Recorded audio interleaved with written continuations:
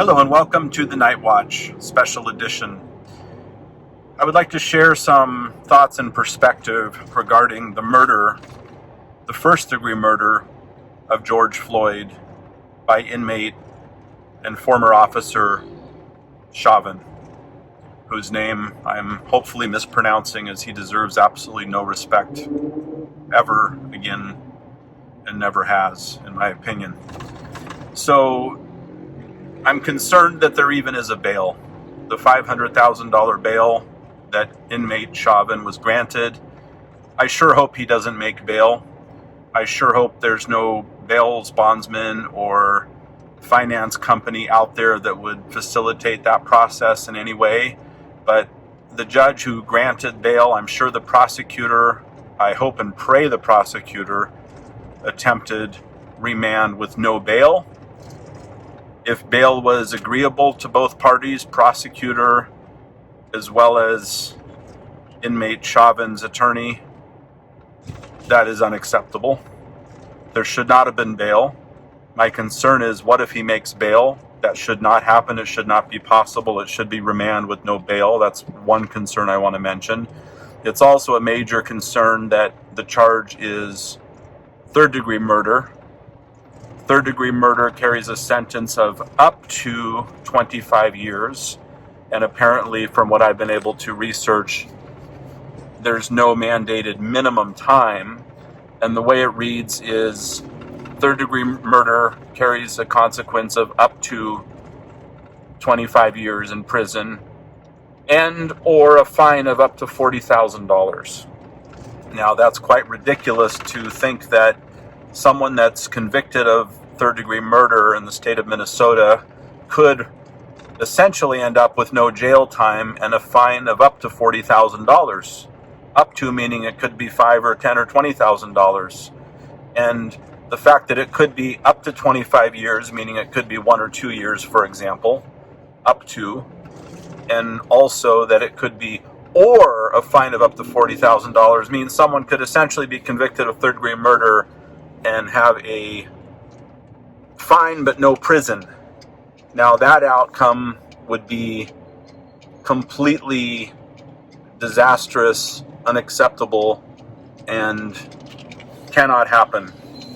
And I sure hope that the authorities involved and the prosecutor involved and the government officials involved and those who they all are accountable to and report to will never let that happen.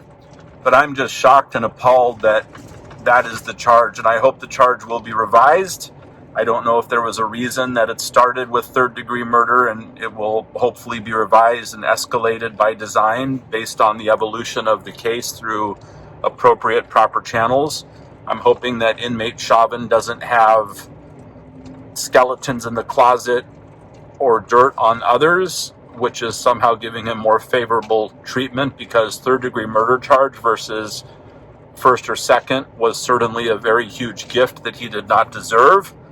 Unless he has something on someone, how could that happen? If convicted, the up to clause in the penalty and the jail time and or financial penalty clause is unacceptable. So honestly, I have little faith in the justice system in this case so far. There shouldn't be bail, and the charge should be first or second degree murder. I'm not an attorney, but having read third-degree murder, it implies a lesser crime than what we all witnessed. When you look at the definition of third-degree murder in the state of Minnesota, many states only have first and second. Minnesota has third. When you look at the definition of third-degree murder, it's as though you didn't intentionally mean to kill the person. It's as if it was reckless mind with malice, doing things that would obviously cause death, but not necessarily intending to kill. Now, how can that conclusion be drawn by the prosecutor's office when Mr. George Floyd himself said, "You're killing me, I can't breathe," when other officers, it turns out, did in fact check pulse, at least based on recent reports, and advised that Mr. George Floyd should be turned on his side based on their assessment of his condition at that moment, meaning his pulse and the overall situation, which was quite obvious to anyone that watches the video, regardless of medical treatment. But a first aid trained police officer who did say he should be turned on his side, Mr. George Floyd, saying, "I can't breathe, you're going to kill me."